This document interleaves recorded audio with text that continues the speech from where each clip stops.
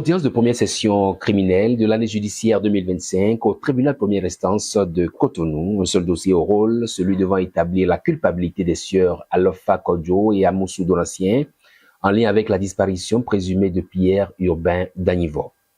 5 juges appelés à statuer à la fin des débats.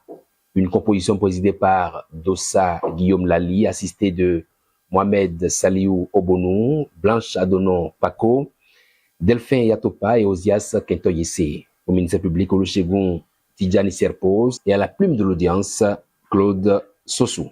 Les deux accusés, Kodjo Alofa et Donatien Amoussou, comparaissent devant le tribunal pour assassinat et complicité d'assassinat. Des faits qui remontent au mois d'août 2010, précisément ce 17 août, quand Pierre Urbain Danivo n'a plus donné signe de vie. Aux premières heures de l'audience de ce mardi, passé l'introduction du président des séances, c'est Maître Olga Nassidé, avocat de la partie civile, donc de la famille Danivo, qui a voulu s'assurer que les différentes parties au dossier disposent des mêmes pièces, s'interrogeant sur d'éventuelles nouvelles pièces utiles à l'exercice des droits de chaque partie au procès, surtout la liste des témoins qui ne lui étaient pas communiqués. Chose faite diligemment par le ministère public. Puis Kodjo Alofa est invité à déposer à la barre. Connaissez-vous Pierre Urbain Danivo? Réponse sans embâche de Kodjo Alofa: je ne l'ai jamais vu et donc je ne le connais pas.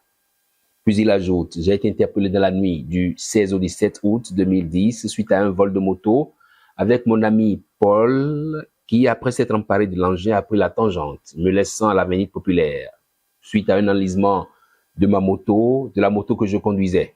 Il ajoute que le prénom Kossi lui a été attribué par un des témoins appelés à déposer à la barre et que promesse lui avait été faite, non seulement de lui donner 25 millions de francs CFA, mais de le sortir rapidement d'affaires s'il acceptait porter l'entière responsabilité de la disparition de Pierre Urbain Danivo. Dans la foulée des dénonciations, il va citer des noms de personnalités ayant déjà déposé au cours des audiences précédentes, notamment celles de 2015, 2016 et 2018. Il narre à la cour comment l'exhumation du Maccabée de Wome Sodo s'est déroulée ce 27 septembre sans qu'il ait indiqué la moindre piste. Comment et par qui le lieu de l'exhumation lui a été pointé du doigt.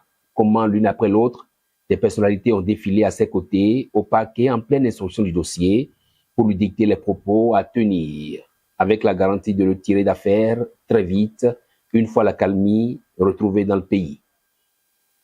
Alofa Kodjo raconte à la cour comment a été organisée son extraction de la prison civile de Misrété pour une destination togolaise, avec une enveloppe de 50 000 francs CFA que lui aurait remise l'un de ses convoyeurs. Le président du ministère public fait remarquer à Kodjo Alofa que ses déclarations là-bas contrastent avec celles faites par lui à différentes étapes d'instruction. Mais ce dernier est resté formel. Je reconnais avoir fait de telles allégations, mais je ne l'ai fait que sur instruction d'un commissaire, sur promesse et parce que j'étais aussi sous pression. Connaissez-vous Donatien Amoussou? À cette question, la réponse de Alofa est également sans embâche. Non, je ne le connaissais pas. C'est le commissaire qui m'a instruit de l'impliquer dans ce dossier au cours d'une séance d'identification de complices qu'il a fait organiser pour, dit-il, lui clouer le bec. C'est ensemble avec des personnalités que nous avons conçu le scénario qui consistait à dire que c'est après avoir assommé Pierre Urbain Danivo que j'ai prélevé des organes sur son corps. Sur le rapport d'exhumation, l'expertise va certainement fournir quelques éléments d'information, notamment en lien avec la famille Danivo et avec la personne même de la victime.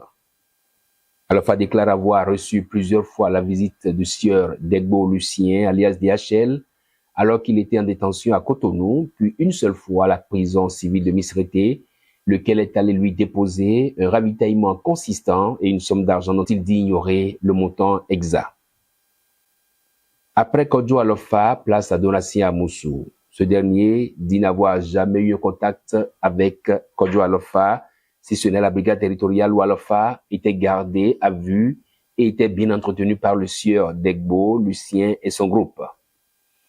Sur la déposition de Donatien Amoussou, ce dernier martèle n'avoir été enrôlé dans le dossier que parce qu'il n'a pas accepté de se faire passer pour celui qui a ramassé le téléphone présumé appartenir à Pierre Urbain Danivo. Il cite un certain Priso Evuna qui avait déjà été écouté dans les audiences passées pour y avoir joué des rôles non moins importants, ajoute-t-il, mais dont on ignore s'il est toujours présent sur le territoire béninois. L'audition se poursuit ce mercredi matin, certainement avec le passage d'une bonne frange de témoins sachants et experts appelés à comparaître et qui sont gardés loin de la salle d'audience. Des confrontations y sont aussi attendues pour éclairer l'opinion de la Cour sur ce dossier qui boucle en août prochain 15 ans dans les arcanes de la justice sans que les présumés coupables n'aient été jugés.